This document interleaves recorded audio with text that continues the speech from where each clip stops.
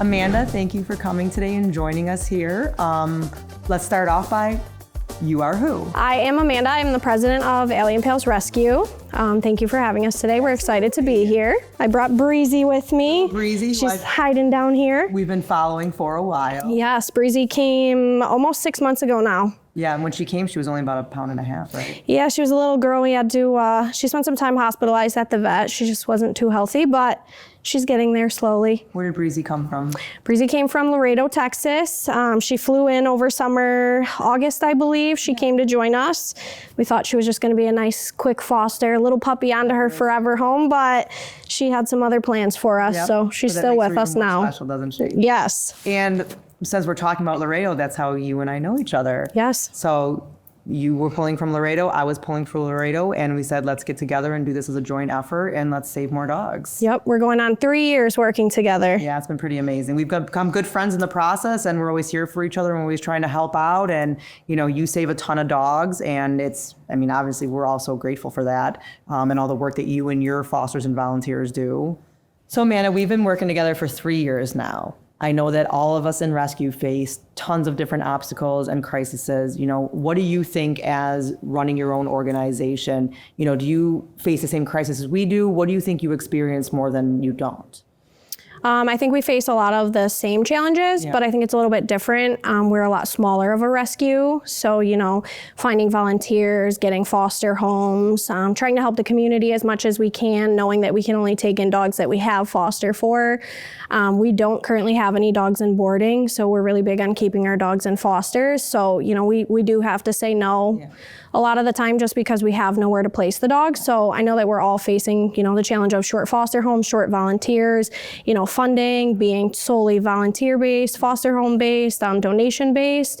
I mean, it gets pretty tricky, especially around this time. You know, it's the beginning of the year. Christmas just happened. Like, donations are at a low with the weather. Adoption applications are at a low. So, you know, we're just kind of in the drought of the season. Yeah, I mean, you mentioned, you know, things being slow and everything else. I mean, you know, do you have goals set up this year for Allies and Pals, what you guys want to succeed as going forward? I know that the last few years have been really hard on us. You know, all rescues, you know, you have, like you said, a small rescue, but you make a huge impact. You know, so even though you're smaller, you know, you're still able to help not only in Laredo, Texas, which you and I both know since we both, you know, have teamed up to pull from there, that they face their own challenges with, you know, taking almost 20 dogs a day in their shelter. We are also now facing a crisis here in Western New York, which we haven't experienced before until the last couple of years. So I know that we, you know, help pull dogs from City of Buffalo Animal Shelter to help them. You know, I know that you also are on the same page with that you help with, I'm sure, local surrenders from the shelter. You know, is there anywhere else that you pull from or help from locally, you know, that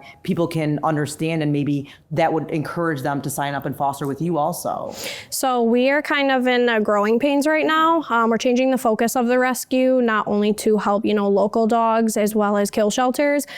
I like to focus on maternity dogs, but also medical dogs. A lot of rescues shy away from taking both maternity and medical because financially you don't know what you're committing to when you pull a medical dog. Maternity is such a long commitment.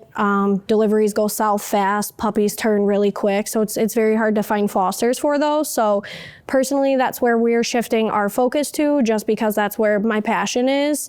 I have a dog at home right now I've had since May. He's kind of a hospice foster. He came from, Froggy. So he came from City Shelter, which, you know, he had a short window to make it out of there. And I had an open spot, so I took him home, but we definitely are just kind of, we'll help where is needed, but I kind of want to focus just mostly on those two things because I think they're the hardest two types of dogs to find fosters for. So, you know, there's moms not making it out of shelters everywhere, and then there's medical dogs that aren't even being given a chance just because the shelters don't have the money, the rescues don't have the fosters or the means. So even if we can step in and save one or two of those dogs, I think that makes a huge difference. And I think that's why we get along so well, because we're on the same page. I don't save as many moms and puppies as you do, but I'm huge in medical dogs. You know, we've saved so many from City of Buffalo, Laredo. We have a mom coming up on Saturday who looks like she has a broken leg. So I know that, you know, you have a huge impact in that area. I don't know any other rescue in Western New York who takes as many pregnant moms and puppies as you do. And I know that with every dog you save, you put everything into it medically, no matter what it costs. And that's huge. And like you said, being a smaller rescue also, funds are hard to come by, and you need people to step up and be willing to donate and do things like that so you can continue to save these dogs. Yep. And like I said, the medical dogs, like we were talking about, the medical dogs are the last ones to get out, because the shelter is not going to spend the money on getting them vetting when they can adopt out a healthy, dog that doesn't have those kinds of issues. Yeah.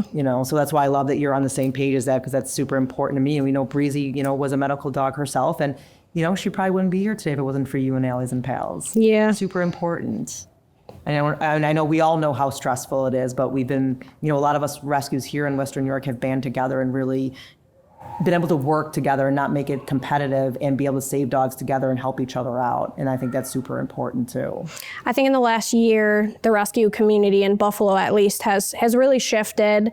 Although every rescue is its own separate entity, we do not all work together, but a lot of us work, side by side, or, we pulled dogs from Tennessee a couple months ago and we couldn't fill the transport. And we felt like if we were going to go all the way down there, we should save as many as we can. So, we teamed up with 3 other local rescues. So it's just nice that everyone's decided to work together while, keeping our own rules and mindsets and everything. Everyone is banding together, which is making, the animal crisis in Buffalo and everywhere else that we pull from just a little bit better, which, it all counts. It's making it a little bit more bearable. And, we also talked about the fact that people don't always understand that just because, we're rescues, we're not shelters. Correct. We don't have unlimited space. You were saying that you don't have dogs in boarding. We currently have 3 in boarding because, they're dogs that have some behavioral issues and we don't have fosters available to take them. So when people are sending in emails about needing to surrender their dog, you feel bad not being able to always help, but unfortunately, you can only save as many dogs as you have fosters. Correct. There's another reason why it's so important to have more foster homes,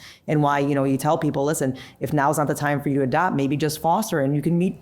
Another great thing is you can meet different breeds and different types of dogs that you may never considered before that you wanted to adopt. But now that you've fostered this type of breed, you fall in love with it. And you're like, well, that could be a dog that I would want to take. Yeah, I'm a pit bull person. I like my bullies. I don't mind a behavior dog. That's actually what I like to foster, but I have a Great Pyrenees mix that I took into foster that I couldn't let go. And I never would have looked at him in a shelter, never would have looked at his pet finder page, just wasn't my cup of tea. But once I brought him home, he checked every box I needed plus more. So I definitely think that volunteering and fostering, helps open people's eyes to the true reality of what dogs bring to the table. Google might tell you that a purebred golden retriever is the perfect dog for you, but you might find a dog that checks every box that's just not that breed. So I think just getting involved any avenue, volunteering, fostering, transports, even just coming to events and meeting and talking to people, I think all of it helps. It all makes a huge difference, I think, absolutely. So I know as recently, we've all been facing different challenges. What do you find is some of the main challenges that you have faced, in the last year or so? Owner surrenders are huge. We're receiving more emails, Facebook messages, personal cell phone numbers being given out to people. Our own community is facing a crisis, but unfortunately we can only help the dogs that we have foster homes for. So some of our fosters have dogs, kids, cats, so we can only take in dogs that, would fit into their homes. So this month alone, we've taken in 3 aggressive owner surrenders. One was dog aggressive. Another one was said to be dog and people aggressive. And then the third one was said to be everything aggressive. Everything, all the above. So fortunately, we had the fosters to take those in and work through those problems with those dogs. 2 of the 3 are still in foster, which is okay. We don't mind spending the money in training or the time. But, owner surrenders are at an all-time high. I don't think people understand, it's as big of a decision to get a dog as it is to get rid of a dog. So what do you think the challenges are that people are facing that is the reason why they're surrendering their dogs? What are the reasons you get? Because I know we get, a wide array of reasons. We get almost 20 emails a day of people surrendering their dogs. And unfortunately, people aren't always truthful on their forms either when they're surrendering. And like you said, these dogs are going into homes with other dogs, other cats, children, and you can't put a dog, you can't be not truthful about that when you're putting other people at risk. Correct. I think a lot of it is finances. 2 of the 3 dogs were said to be up to date on all their vaccines, and every single vaccine is expired. So I think it's finances. I also think it is, part of the crisis in the community is you can just get a dog given to you. So people take on a puppy. We all know parvo is everywhere in Western New York, and countrywide right now. It is. It's worse than it's ever Different been. strains and everything going on. I think every rescue is facing that. Yeah. But I think it's just financial, and then I think people just aren't thinking it through. Pets are treated as disposable, unfortunately, and we have to step in to help where we can. But unfortunately, we can't accept all of the surrenders that come our way. I wonder if people just don't realize what a responsibility is when they get a pet. You try to explain to them that, it's almost like taking on a child, having a child. You have to feed it, you have to nurture it, you have to train it. And I think that people run into problems because they think it's just going to be a simple, easy thing to do. And, it's sad because unfortunately at the end of the day, the dogs are the ones that suffer. Yep. They're the ones that end up with the behavioral issues because the time wasn't taken with them when they were younger in training them, on the way up through their age. And then all of a sudden you have this dog that has no training, no ability for anything, and now they need to get rid of the dog. So, I definitely agree that we face a lot of the same, issues, especially here locally in our community, especially with the dogs. How many dogs are being found on the streets? Mm-hmm. Because unfortunately the rescues and shelters are full, so some people are put in a place where they have nothing else, no other outlet or no other way to, get rid of the dog, so they're kind of just letting them loose. Yeah. And that becomes a danger for the public. It becomes a danger for the dog, especially in the type of weather we have here.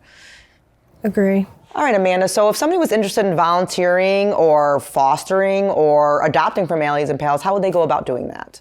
You can Google us, just Allie Pals Rescue. That is our Facebook, Instagram, and website name. We have volunteer, foster, and adoption applications on the website. You can also contact us through the website. There is a box down on the homepage. You can send us any sort of message you want. Where's the best way for people to see your adoptable dogs? On our website. So all of our dogs are shown through Pet Finder, but since we are volunteer-based and a smaller rescue, it's hard to update Facebook, Instagram, the website, everything at once. So we try to keep our website the most updated. So the website is the best place to see all the dogs? Yes. Awesome. Thank you so much for coming today. I appreciate it, and I love the work that we do together, and I hope we have years and years of a partnership ahead of us. Thank you for having us. Thanks. Thanks, Breezy. Oh, you're sleeping. Thank you.